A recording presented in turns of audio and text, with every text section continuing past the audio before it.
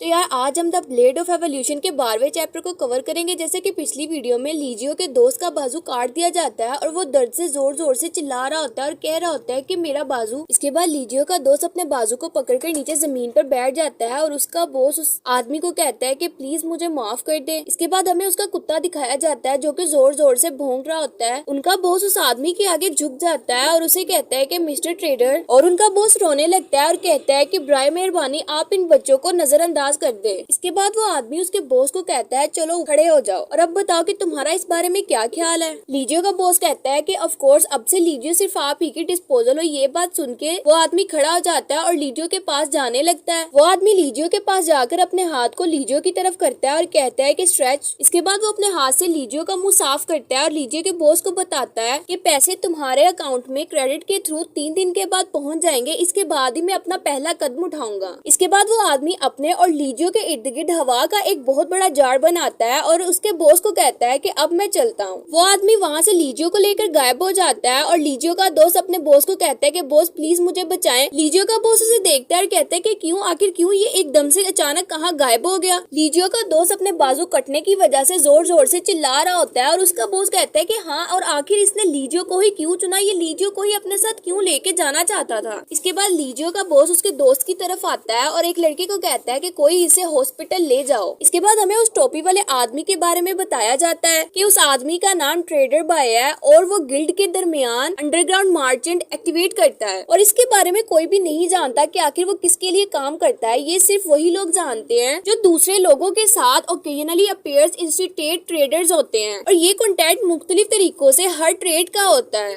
लेकिन उस ट्रेड को रिजेक्ट कर दिया जाए ऐसा बिल्कुल भी पॉसिबल नहीं है। फिर हमें इस कैप वाले आदमी की पहली थ्योरीज के बारे में बताया जाता है कि कुछ गिल्ड ने इसे पहले ही, लेकिन उसके नतीजे में इसने गिल्ड के आखिर तक काफी लोगों को स्लाइटेड कर दिया। इसने अपने जादू से काफी लोगों की टांगे और बाजुओं को काट कर रख दिया। इसके बाद लीजियो का बॉस सोच रहा होता है कि आखिरकार इस ट्रेडर के जाने के बाद मुझे इस ट्रेडर के बारे में इंफॉर्मेशन और इसके कॉन्टेक्ट के बारे में जानना चाहिए और सिर्फ एक ही रास्ता है कि जिससे मैं इसके बारे में जान सकता हूँ और वो है वायरस रिसोर्सेज। इसके बाद उसका कुत्ता जोर जोर से चिल्लाता है और भौंकने लगता है। फिर उसका बॉस सोचता है कि ये एग्जैक्टली में हारे नहीं है, लेकिन आखिर इनके हारने की वजह क्या है और हारे भी तो मेरे दो मेन फाइटर्स। इसके बाद लीजियो का बॉस बहुत ज्यादा गुस्से में आ जाता है और कहता है कि उस ब्रॉन्ज रैंक हीलर का मरना जरूरी है। इसके बाद हमें सिटी का व्यू दिखाया जाता है जहाँ पर बहुत ज्यादा तेज बारिश हो रही होती है और बहुत तेज बिजली चमक रही होती है और इसके दौरान ही वो आदमी लीजियो को उठाए लिए जा रहा होता है। इसके बाद वो आदमी लीजियो को जमीन पर गिरा देता है और अपने हाथों को साफ करने लगता है। फिर वो अपनी जैकेट से एक क्रिस्टल की तरह नजर आने वाली कोई चीज निकालता है। इसके बाद हमें नीचे ही उस स्टोन की डिटेल बताई जाती है कि इसका नाम पेरीमोरियल स्टोन है। इसके बाद वो आदमी मुस्कुराते हुए उस स्टोन को लीजियो के पेट पर रखता है और उससे बहुत ज्यादा रोशनी बाहर निकलना शुरू हो जाती है। वो आदमी उस स्टोन को उठा लेता है और अपने हाथ में पकड़कर जोर जोर से हंसने लगता है। लीजियो जमीन पर बहुत बुरी हालत में पड़ी होती है और ऊपर से तेज बारिश हो रही होती है। वो आदमी उस स्टोन को अपने हाथ में लिए लीजियो की तरफ देख रहा होता है। इसके बाद वहाँ का मौसम और भी ज्यादा मजीद खराब हो जाता है। इसके बाद हमें ज़ैंगरेन को दिखाया जाता है जो कि अपने फेस को वॉश कर रहा होता है और कहता है कि अब मैं कुछ मुख्तलिफ दिखूंगा और अपने बालों को काट रहा होता है और साथ ही कह रहा होता है कि काफी अरसे बाद। ज़ैंगरेन आईने के सामने खड़ा अपने बालों को काट रहा होता है और साथ ही साथ कह रहा होता है कि मेरे इर्द गिर्द मौजूद लोगों ने मेरा बहुत मजाक उड़ाया, वो भी सिर्फ और सिर्फ मेरी कमजोरी की वजह से, और अब मैंने अपनी किस्मत को कबूल कर लिया है, लेकिन आज से। इसके बाद ज़ैंगरेन को अपने दोस्त की बात याद आती है जिसने उसे कहा था कि जिंदा रहो क्योंकि तुम्हें ताकतवर बनना है, और ज़ैंगरेन बहुत मायूस होकर कहता है कि मैं चाहता हूँ कि अब मुझे कोई भी कमजोर ना समझे, अब मुझे कोई भी ये ना कहे कि ये है। ज़ैंगरेन अपने दोनों हाथों को सिंक पर जोर से मारता है और चिल्लाते हुए कहता है कि इसके वक्त की हद अब आ गई है। इसके बाद हमें एक ग्रीन मेन्यू दिखाया जाता है जिसमें कि एलिमेंटरी स्टरेंस के बारे में बताया जाता है। ज़ैंगरेन अपने सर को पकड़कर बैठ जाता है और कहता है कि ये बहुत थका देने वाला है, मैंने इसके साइड इफेक्ट की इतने मजबूत होने की तवक्का बिल्कुल भी नहीं की थी। इसके बाद ज़ैंगरेन को कुछ दिखाई देता है और ज़ैंगरेन के पसीने निकलने लगते हैं और ज़ैंगरेन कहता है कि ये है। इसके बाद हमें वही स्टोन नजर आता है जिसे देखकर वो कहते हैं कि ये क्या है। इसके बाद वो कैप वाला आदमी अम्ब्रेला लिए वहाँ से गुजर रहा होता है और साथ ही साथ मुस्कुराते हुए ये कह रहा होता है कि गड़बड़ गड़बड़, यहाँ पर कुछ गड़बड़ है। इसके बाद हमें हंटर गिल्ड हॉल का कुछ दिनों के बाद का व्यू दिखाया जाता है जो कि देखने में काफी बेहतर लगता है। इसके बाद हमें ज़ैंगरेन को दिखाया जाता है जो कि कह रहा होता है कि मेरे हीलर पावर बहुत ज्यादा कमजोर है, हालांकि यहाँ पे काफी लोगों में ये टैलेंट मौजूद है, लेकिन मुझ में ऐसी कोई चीज भी नहीं है जिससे कि मैं अपने हीलर पावर को प्रूव कर सकूं। इसके बाद ज़ैंगरेन वहाँ पर मौजूद मौजूद एक बोर्ड को देखता है जिस पर के बहुत से स्टोन्स के बारे में डिटेल में बताया जाता है और उसे देख कर ज़ैंग कहता है चूंकि ये खुद से बेदार हो जाता है तो इसका वाहिद तरीका ये है कि इस पत्थर को जज्ब किया जाए। ज़ैंग उस बोर्ड पर पेरिमोरियल स्टोन के बारे में जानने की कोशिश करता है जिसे कि उसने रात में देखा था और कहता है कि लेकिन ये तो बहुत ज्यादा एक्सपेंसिव है। और ज़ैंग कहता है कि अगर देखा जाए तो मैं गेंट डीमन को ही अपना बना सकता हूँ, लेकिन मुझे टीम अप के लिए पेरिमोर्डियल स्टोन को बेदार करना है। और बताता है कि एक बार जब मैं डंगन में दाखिल हुआ था तो मेरे लिए वहाँ का सिस्टम बहुत ज्यादा एनोइंग हो गया था क्योंकि वो मॉन्स्टर रूल्स के खिलाफ खेल रही थी और यही वजह थी कि मैंने अपने टीम अप्स के दूसरे लोगों को जख्मी कर दिया था और उसका अर्थ एलिमेंटल म्यूटेड हो चुका था जो कि आइस क्वीन थी। इसके बाद ज़ैंगन अपनी गर्दन पर हाथ रखता है और कहता है कि वो सच में बहुत सर दुखा देने वाली चीज थी।